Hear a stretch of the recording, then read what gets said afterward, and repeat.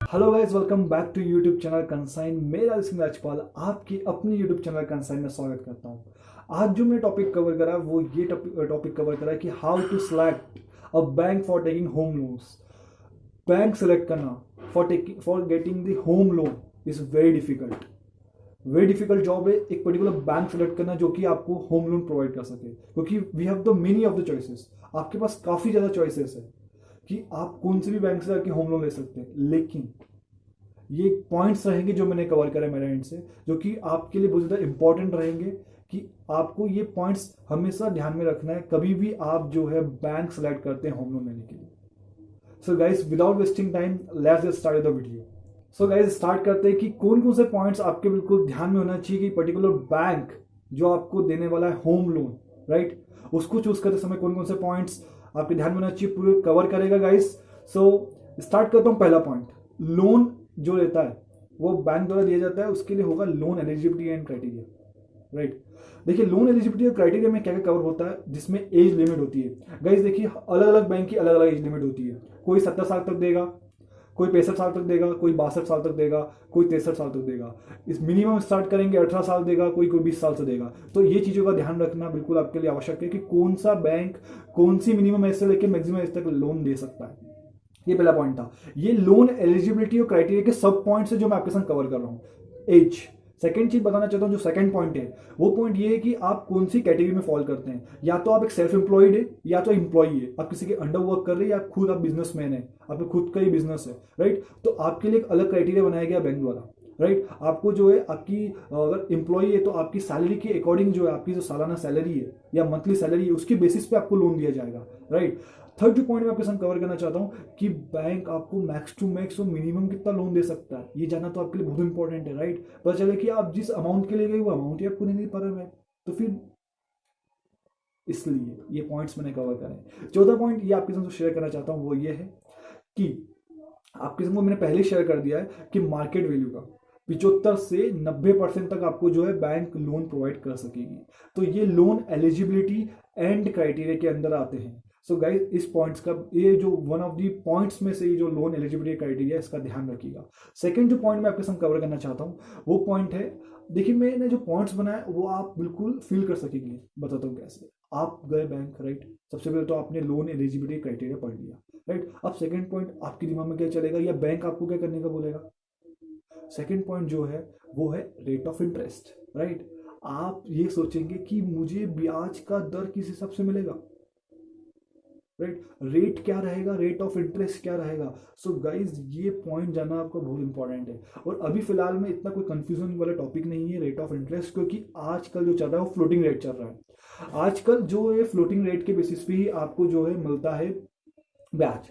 अब floating rate क्या होता है, फिक्स रेट, दो रेट पे मिलते हैं आजकल। बैंक 90%, अगर आप अभी कॉल करेंगे कस्टमर केयर पे, देखिए आप ऑनलाइन ऑफलाइन दोनों तरीके से अभी जो है होम लोन ले सकते हैं, राइट। उसको भी मैं बाद में आके एट लास्ट वीडियो में कवर करूंगा।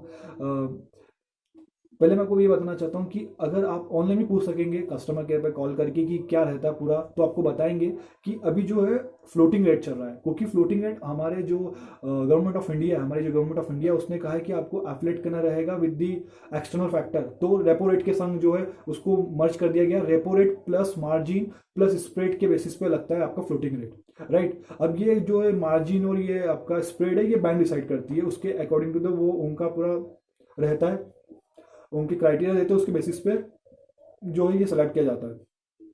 अगर मैं बात करूं फिक्स रेट की, फिक्स रेट जो रहता है वो बैंक इस प्रकार से सेलेक्ट करती है कि इन फ्यूचर कुछ भी अप्स एंड डाउन आए मार्केट में तो उनका कोई नुकसान ना रहे, राइट। और फ्लोटिंग जो रेट रहेगा वो आपके फिक्स रेट से हमेशा कम इनिशियली आपको मिलेगा। अब फ्लोटिंग रेट तो अप्स एंड डाउन होते हैं, रेपो रेट पर डिपेंड करता है। मार्केट घट रहा है, मार्केट में अगर स्टेट बैंक या कोई भी bank, for example Punjab national bank, इसके जो दर घट रहे हैं, राइट, तो वो जो आपका आरबीआई रहेगा वो रेपो रेट बढ़ा देगा। वो डिपेंड करता है, वाइस वर्सा, राइट। तो रेपो रेट के कारण जो होता है फिक्स फ्लोटिंग रेट का अप्स एंड डाउन आते हैं। लेकिन floating rate versus fix rate ये भी जो है जानना आपके लिए जरूरी है। उस पर मैं एक सेपरेट वीडियो बनाऊंगा, राइट। इस पर मैं एक सेपरेट वीडियो बनाऊंगा कि बहुत इंपॉर्टेंट पॉइंट है। वैसे तो आजकल 90% जो है fix rate, 90% fix rate, sorry 90% floating rate पे जो है बैंक आपको होम लोन प्रोवाइड कर रही है। तो फ्लोटिंग रेट के फायदे कुछ इस प्रकार रहते हैं कि प्री पेमेंट, आपने सोचा कि आपके पास आ गया है एक, मतलब कहीं से भी लॉटरी खुल गई फॉर एग्जाम्पल, आपके पास कहीं से भी पेंशन आ गई, राइट, तो आप सोच रहे हैं कि अब मैं आपका पूरा ईएमआई क्लियर कर देता हूँ उस समय, राइट, 2% तक, 2 से या 3% तक आपको परसेंटेज तक फिक्स रेट पे आपको जो है पेनल्टी मिलती थी, लेकिन फ्लोटिंग रेट पे जीरो, जीरो मिलेगी नहीं, आप कर सकते हैं, लेकिन उसके लिए आपको 6 महीने तक, 6 महीने तक ईएमआई देना रहेगी, वो भी कंडीशन, बहुत सारी टर्म्स एंड कंडीशन है गाइस, बहुत सारी टर्म्स एंड कंडीशन है। सो ये चीज़ों का आप ध्यान रखिएगा। इसके अंदर ही एक जो पॉइंट कवर होता है वो ये कवर होता है, फिक्स रेट का फायदे क्या रहते हैं। सबसे पहला तो आपको प्री पेमेंट जो रहेगा वो आपका जीरो रहेगा, आप चुका सकेंगे, लेकिन 6 महीने तक आपको पे करना रहेगा ईएमआई, ठीक है। उसके बाद जो आप सोच सकेंगे प्री पेमेंट करने की। दूसरी चीज मैं आपको ये बताना चाहता हूँ कि फ्लोटिंग रेट में क्या रहता है, आपका रेट ऑफ इंटरेस्ट कम भी हो सकता है, राइट, तो आपके लिए फायदा है कि इन फ्यूचर कभी मार्केट जो है बढ़ जाता है तो फिर रेपो रेट कम हो जाएगा, तो आपको फायदा रहेगा। तो वही रहेगा कि आपके लिए फ्लोटिंग रेट इस प्रकार से फायदेमंद साबित होगा, और अभी तो 90% जो है फ्लोटिंग रेट पे ही हो रहा है। और ये था difference fixed rate, floating rate और रेट ऑफ इंटरेस्ट के लिए, जो आपके लिए सबसे इंपॉर्टेंट है कि क्या रेट ऑफ इंटरेस्ट एक बैंक प्रोवाइड करे, उसके बेसिस पे तो आप सेलेक्ट करते हैं। थर्ड पॉइंट जो आपके संग में शेयर करना चाहता हूँ वो है प्रोसेसिंग। देखिए गाइस, आप गए बैंक में, आपने लोन एलिजिबिलिटी क्राइटेरिया पढ़ लिया, अब आपने रेट ऑफ इंटरेस्ट भी देख लिया, अब क्या, अब आपके लिए जो है रजिस्ट्रेशन, रजिस्ट्रेशन करेंगे आप। अब देखिए रजिस्ट्रेशन मतलब प्रोसेसिंग बोल सकते हैं आप।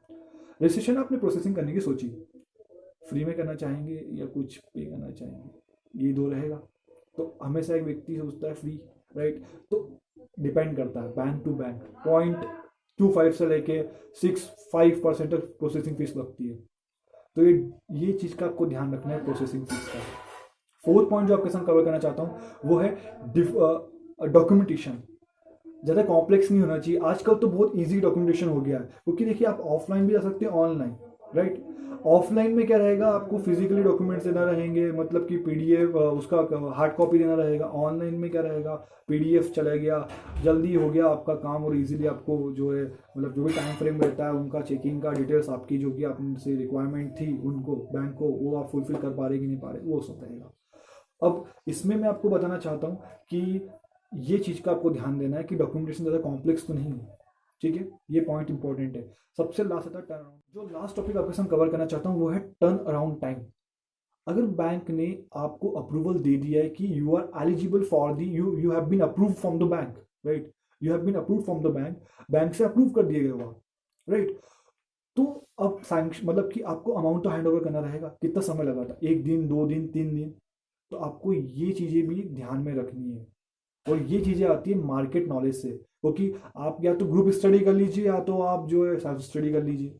जैसे कि मैंने आपके लिए वीडियो बनाया, ये ग्रुप स्टडी में आएगा क्योंकि मैंने आपको अपने एंड से बताया। तो ये आपके लिए काफी ज्यादा फायदेमंद है कि अगर आपने मार्केट से नॉलेज लिया है कि कितनी जल्दी, उसको सर्च करना बहुत इंपॉर्टेंट है, क्योंकि आप जो है होम लोन ले रहे हैं, राइट, और समय लग गया जो आपका घर बनाने के मतलब आपको चाहिए था, उसमें ज़्यादा आप देरी से ही जाएंगे, राइट। तो ये बहुत इंपॉर्टेंट टाइम है, जो टॉपिक है, पॉइंट से point, one of the points में से पॉइंट है कि टर्न अराउंड टाइम जो रहता है वो कितना रहता है बैंक का हैंड ओवर करने के लिए, ज़्यादा लंबा समय तो नहीं दे रहा है। सो गाइज, यही सारे पॉइंट्स है जो मैंने कवर करे, और इस चीज़ों को ध्यान में रखते हुए ही आप जो है एक बैंक सेलेक्ट करिएगा जो आपको होम लोन प्रोवाइड कर सके, ताकि आप अपने सपनों का घर पूरा कर सके।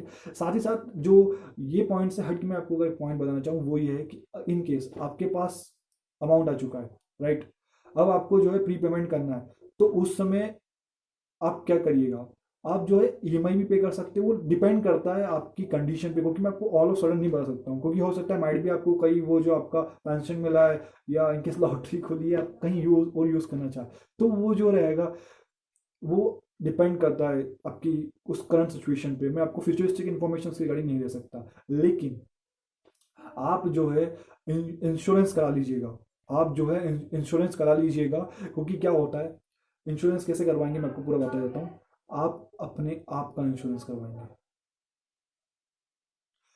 क्योंकि क्या रहेगा, इन केस फॉर एग्जाम्पल, भगवान ना करे ऐसा हो, लेकिन इन केस कुछ भी आपके साथ हादसा होता है तो आपकी फैमिली को पे करना रहेगा, वो बहुत डिफिकल्ट हो जाएगा। इसलिए आप जो है इंश्योरेंस करा लीजिएगा, ज़्यादा खर्चा नहीं होता है, कम अमाउंट में इंश्योरेंस हो जाता है।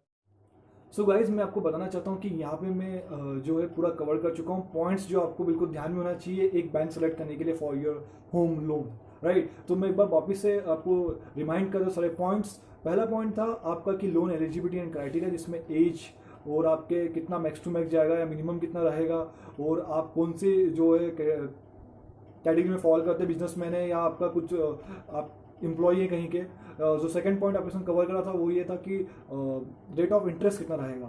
थर्ड जो पॉइंट आपके साथ कवर करा था मैंने वो ये था प्रोसेसिंग फीस कितनी रहेगी, या जीरो है या टू मैक्स 6% है, क्योंकि कुछ कुछ बैंक जो है जीरो प्रोसेसिंग में भी आपका जो है रजिस्ट्रेशन कर देता है, तो उस चीज़ का भी आप ध्यान दीजिएगा।